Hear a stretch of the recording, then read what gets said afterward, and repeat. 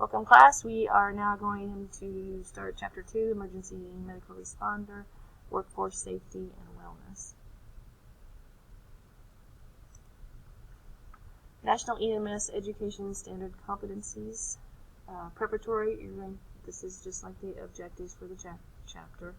Use simple knowledge of the Emergency Medical Services EMS system. Safety, well-being of the Emergency Medical Responder, EMR, and medical and legal issues at the scene of the emergency while awaiting a higher level of care.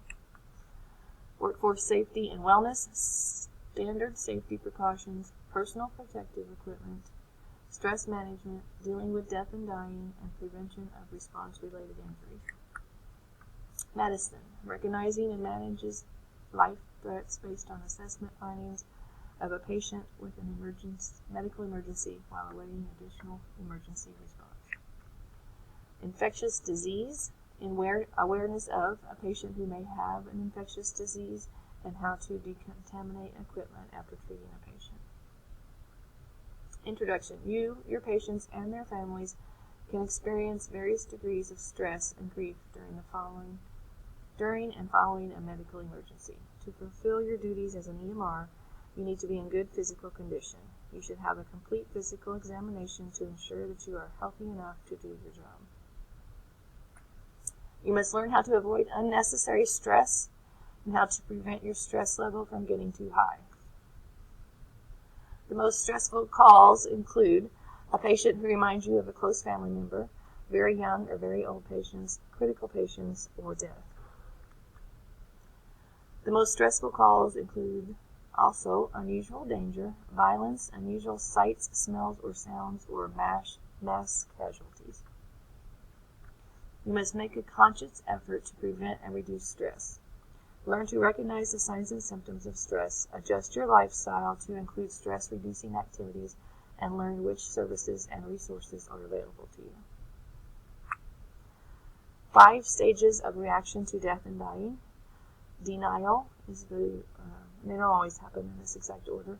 Denial, the person is experiencing denial, cannot believe what is happening. Anger is the normal reaction to stress, and it will sometimes be directed at you, so you should not take it personal. Bargaining is the act of trying to make a deal to postpone death and dying. In depression, the patient is usually silent or seems to retreat into his or her own world. Acceptance, the patient understands that death and dying cannot be changed. So everybody, when they've had a grief, a loss, will go through those stages. Recognizing stress. Warning signs to help you recognize stress. Irritability, inability to concentrate, change in normal disposition, difficulty in sleeping or nightmares, anxiety, indecisiveness, and guilt. Loss of appetite or overeating, loss of interest in sexual relations, loss of interest in work, isolation, feelings of hopelessness, alcohol or drug misuse or abuse, and physical symptoms. Preventing stress. One way is to eat healthy. A healthy, well-balanced diet helps prevent and reduce stress. That's a picture of the My Plate. Their recommendations is half of your plate should be fruits and vegetables, a fourth grains, and a fourth protein, and then some dairy. Stress management. This is just guidance from my pyramid. How many grains, vegetables, fruits, milk, beans you need in a day. Preventing stress. Drink adequate amounts of fluid every day and avoid consuming excessive caffeine and alcohol. Be merry. Learn to balance your lifestyle. Preventing stress. Other ways to prevent stress. Spend time with your friends and family. Develop hobbies or activities that are not related to your job. Exercise regularly, meditation or religious activities, assistance from a mental health professional. Reducing stress. You may benefit from the help of a mental health professional who is trained to listen in an unjudgmental way. Critical Incident Stress Management, or CISM, is a comprehensive stress available through some of public safety departments. You will encounter a wide variety of hazards at emergency scenes.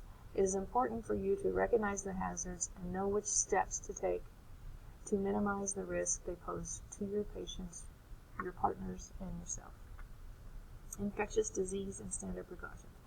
Most common routes of infection are in contact with infected blood, contact with airborne droplets, or direct contact with infectious agents. Bloodborne pathogens are disease-causing agents that are spread through contact with infected blood. HIV is transmitted by contact with infected blood, semen, or vaginal secretions. Anytime you come in contact with blood, you should be wearing gloves. Hepatitis B is also spread by direct contact with infected blood, but it is far more contagious than HIV. Airborne precautions would be something like TB. TB is a contagious disease that is spread by droplets from the respiratory system. So if your airborne precautions, you're going to wear the N95 HEPA respirator mask, and you should have when working in healthcare, they want you to have a TB skin test recommended every year. Influenza, whooping cough, and severe acute respiratory syndrome are also spread through airborne droplets. Direct contact would mean you have to touch it. So MRSA, methicillin-resistant Staphylococcus aureus infection, is caused by the bacterium Staphylococcus aureus. Most MRSA infections occur in healthcare settings such as hospitals, dialysis centers, and nursing homes. MRSA most commonly occurs in people with weakened immune systems. Standard precautions is what you should use on everybody you take care of. Assume that all patients are potentially infected with bloodborne pathogens. Use protective equipment. Always wear approved gloves and change gloves after contact with each patient. Always wear a protective mask, eyewear, or a face shield when you anticipate blood. Standard precautions includes washing your hands, preferably with soap and water. Do not recap, cut, or bend used needles. Place them directly in a puncture-resistant container.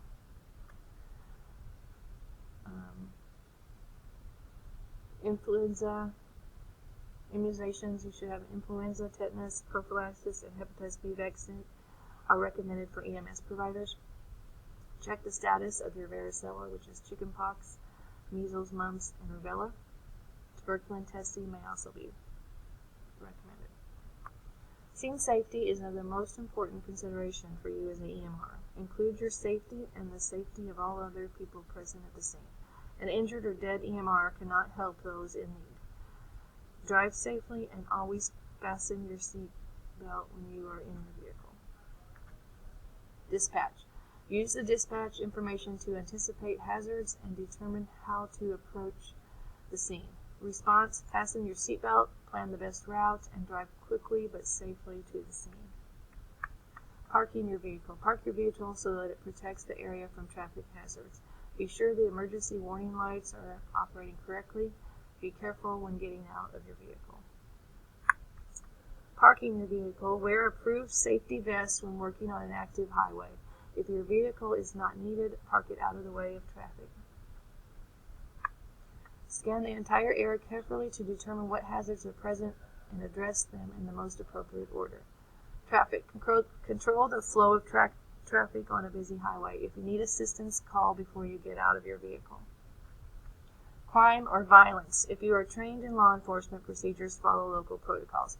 If you are not, proceed very carefully. If you have doubts about the safety of the scene, wait from a safe distance and request help from law enforcement officials. If the scene involves a crime, avoid disturbing anything unless it is absolutely necessary, because they'll need this stuff for evidence. Crowds. Assess the crowd's mood before you get into a position from which you cannot exit. Request help before the crowd is out of control. This would be going into riot situations and stuff like that. Electrical hazards. Do not approach the scene and keep other people away from the source of the hazard. Make sure the electrical current has been turned off by a qualified person before you get close to the source. Wear a helmet with a chin strap and face shield. If you are a trained firefighter, follow rescue and firefighting procedures. If you are not a trained firefighter, do not exceed the limits of your training. Never enter a burning building without proper turnout gear and SCBA. Hazardous materials should be marked with play cards. And these are all the different play cards. If you, most of the time on vehicles, these would be posted, or they have to be posted actually, on what kind of hazardous materials could potentially be in their truck or vehicle, whatever they're driving.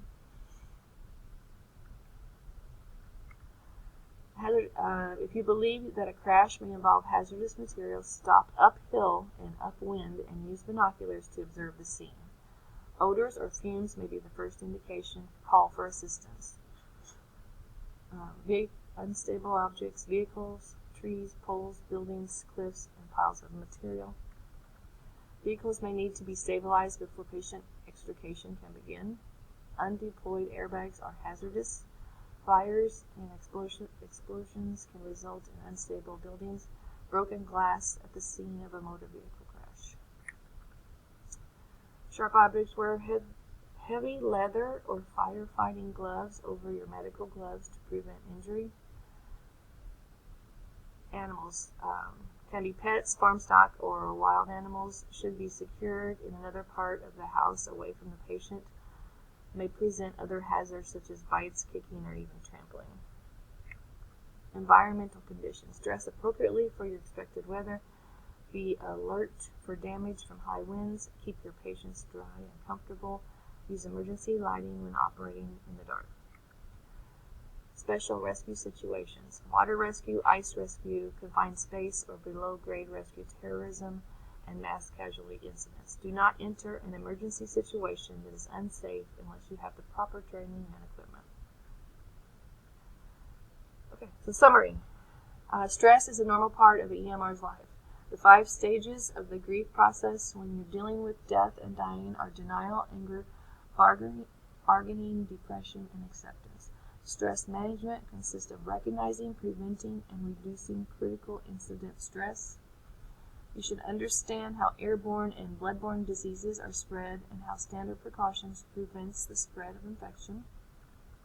As you arrive on the scene of a collision or an illness, you must assess the scene for hazards including traffic, crime, crowds, unstable objects, sharp objects, electrical problems, fire, hazardous materials, animals, environmental conditions, special rescue situations, and infectious disease exposure. And that is it. And I've also posted your chapter test in D2L.